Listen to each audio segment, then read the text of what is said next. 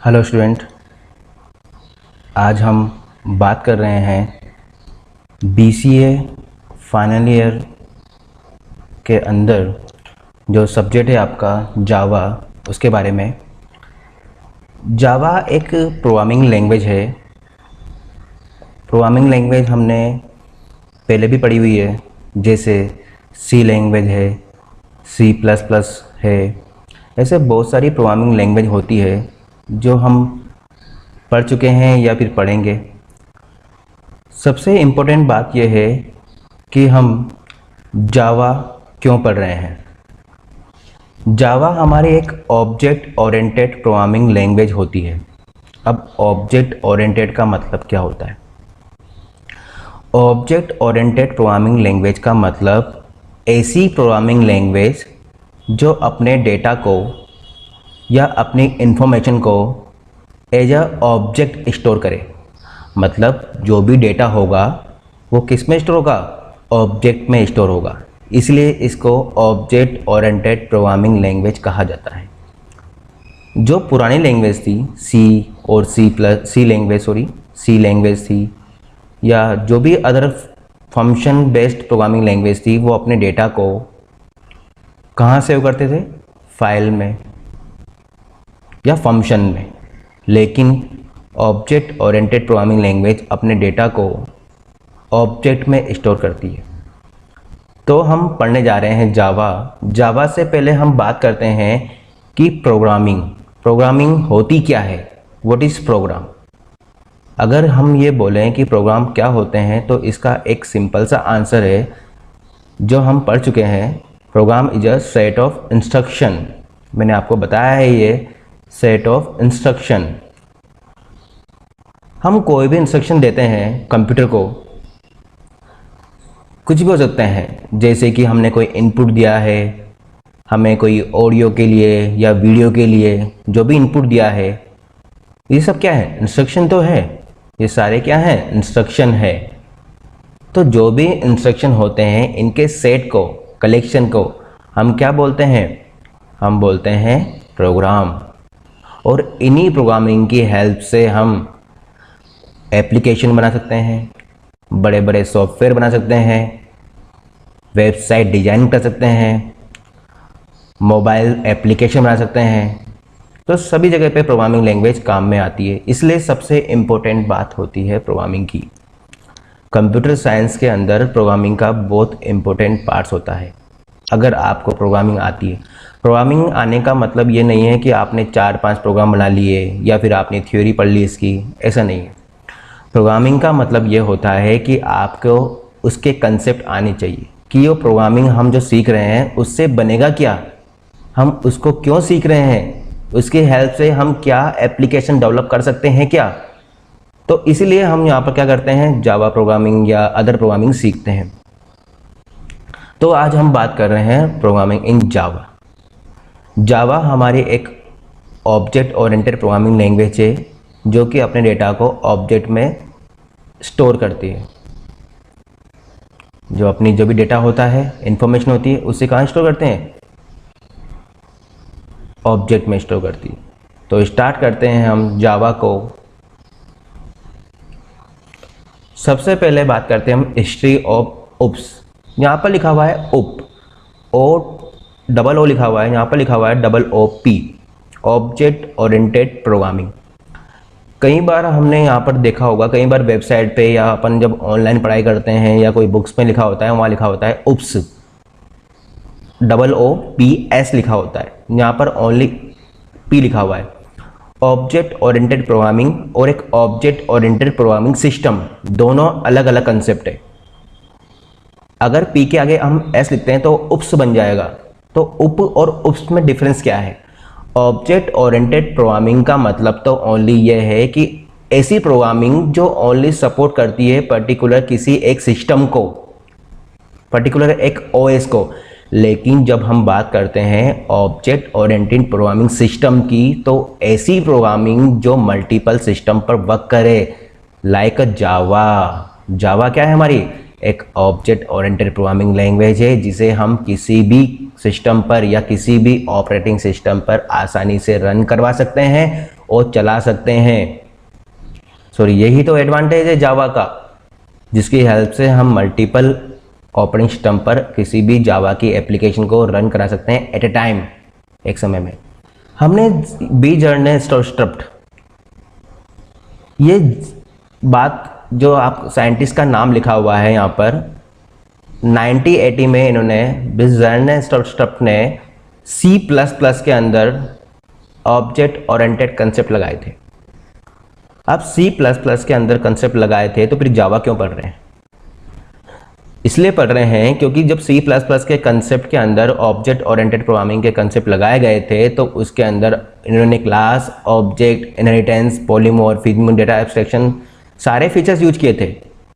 लेकिन प्रॉब्लम क्या आ रही थी, वो लैंग्वेज सिक्योर नहीं थी। सिक्योर का मीन्स, अब ऐसी लैंग्वेज जो सिक्योर नहीं है, फंक्शन तो पूरे यूज कर लिए लेकिन सिक्योर नहीं थी और मल्टीपल प्लेटफॉर्म पर काम नहीं कर पा रही थी। तो उसका जो कंसेप्ट आया था वो 1980 में आ चुका था। उसके बाद सिमोला 1, सिमोला 67, ये सारी ऑब्जेक्ट ओरिएंटेड प्रोग्रामिंग लैंग्वेज थी जो पहले आ चुकी थी। इनके अंदर सारे फीचर्स ऐड थे। C++ लैंग्वेज कैसे बनी थी? सी लैंग्वेज थी प्रोग्रामिंग, सी लैंग्वेज थी जो हमारे प्रोग्रामिंग लैंग्वेज थी। सी लैंग्वेज को मॉडिफाई करके, उसको जब चेंजेस करके जब नई लैंग्वेज बनाई गई, वो बनाई गई थी सी विथ क्लासेस। कौन सी थी? सी विथ क्लासेस। मैंने यहाँ बोला है कि जब सी को हमने सी के बाद जब रिसर्च करके जब नई लैंग्वेज बनाई तो वो सी विथ क्लासेस थी, ना कि C++। सी विथ क्लासेस क्यों बोला गया? क्योंकि जब सी लैंग्वेज को मॉडिफाई करके या ऑब्जेक्ट ओरिएंटेड बनाने के लिए उसके अंदर क्लास, ऑब्जेक्ट, इनहेरिटेंस, पॉलीमॉर्फिज्म ऐसे फीचर्स ऐड किए गए तो उसका नाम क्या हो गया था? सी विथ क्लासेस। अब दिक्कत क्या आ रही थी कि अगर हम सारे फीचर्स का नाम एक साथ लिखते, जैसे C with classes, C with object, C with polymorphism, तो बहुत बड़ा नाम हो जाएगा। तो इसको सॉर्ट करने के लिए यहाँ पर प्लस का कंसेप्ट यूज में लिया गया, तभी तो C++ बोलते हैं। प्लस क्या है? एक इंक्रीमेंट ऑपरेटर होता है जो अपने आप में ये डिफाइन कर देता है कि इसके अंदर ये एडवांस है या कुछ एडिशन हुआ है इसके अंदर। तो C++ वहाँ पर, तो C++ भी एक ऑब्जेक्ट ओरिएंटेड प्रोग्रामिंग लैंग्वेज थी, लेकिन वो pure object oriented programming language नहीं थी। जो C++ लैंग्वेज थी वो हमारी pure object oriented programming language नहीं थी। क्यों नहीं थी? क्योंकि ऑब्जेक्ट ओरिएंटेड प्रोग्रामिंग लैंग्वेज के अंदर सबसे बड़ा कंसेप्ट होता है क्लास एंड ऑब्जेक्ट का, और C++ के अंदर आप बिना क्लास और ऑब्जेक्ट के भी प्रोग्राम को एग्जीक्यूट करा सकते थे। फर्स्ट पार्ट तो ये हो गया। सेकंड पार्ट था कि आप C++ के प्रोग्राम को ओनली एक ही सिंगल ऑपरेटिंग सिस्टम पर रन करवा सकते थे। जैसे फॉर एग्जांपल, अगर आप किसी एक कंप्यूटर पे प्रोग्राम बना रहे हो या एप्लीकेशन बना रहे हो तो वो प्रोग्राम या एप्लीकेशन उसी कंप्यूटर पर रन होगी, दूसरे वाले ऑपरेटिंग सिस्टम पर रन नहीं होगा।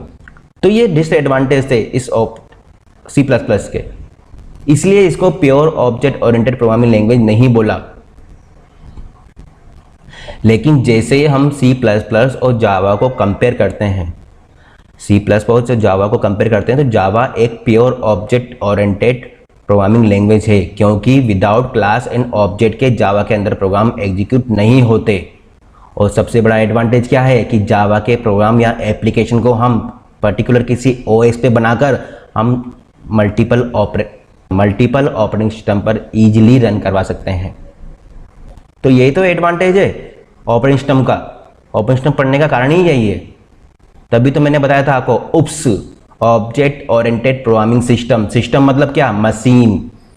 मशीन मतलब क्या? अलग प्लेटफॉर्म होगा, अलग ऑपरेटिंग सिस्टम होगा, जिसके द्वारा हम एक एप्लीकेशन को मल्टीपल ऑपरेटिंग सिस्टम पर आसानी से रन करवा सकते हैं।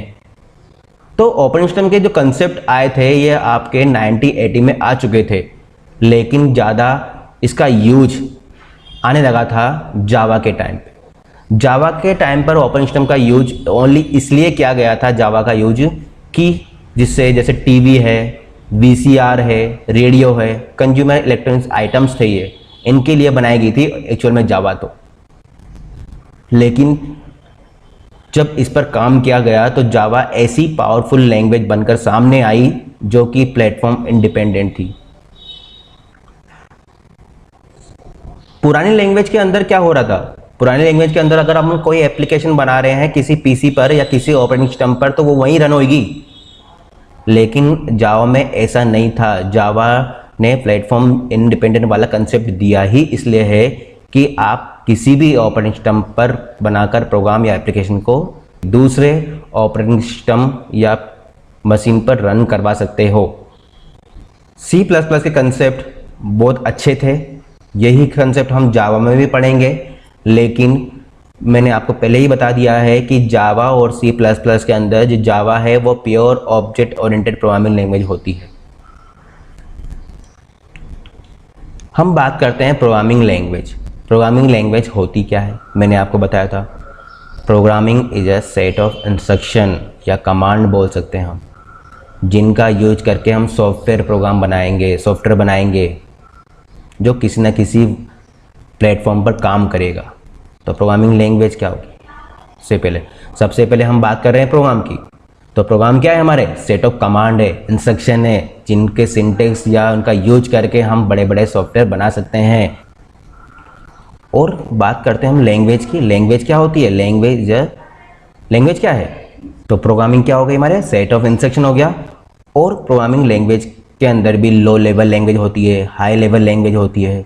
तो यहाँ पर एग्जाम्पल रखें, example of high level language, जैसे आपकी C++ है, जावा है, पर्ल है, PHP है, ये सारी क्या है? आपकी हाई लेवल लैंग्वेज है। अब लो लेवल लैंग्वेज और हाई लेवल लैंग्वेज में डिफरेंस क्या है? क्या डिफरेंस है दोनों में डिफरेंस ये है कि लो लेवल लैंग्वेज के अंदर जो प्रोग्राम, जो कमांड लिखे होते हैं वो किस लैंग्वेज में होते हैं? मशीनी लैंग्वेज में। और जो हाई लेवल लैंग्वेज के अंदर लिखे होते कमांड होते हैं वो किस में लिखे होते हैं? हमारी इंग्लिश लैंग्वेज में, इसलिए इसको हाई लेवल लैंग्वेज कहते हैं। अब लो लेवल लैंग्वेज को हाई लेवल लैंग्वेज में कन्वर्ट करने के लिए किसका यूज किया जाता है? ट्रांसलेटर का।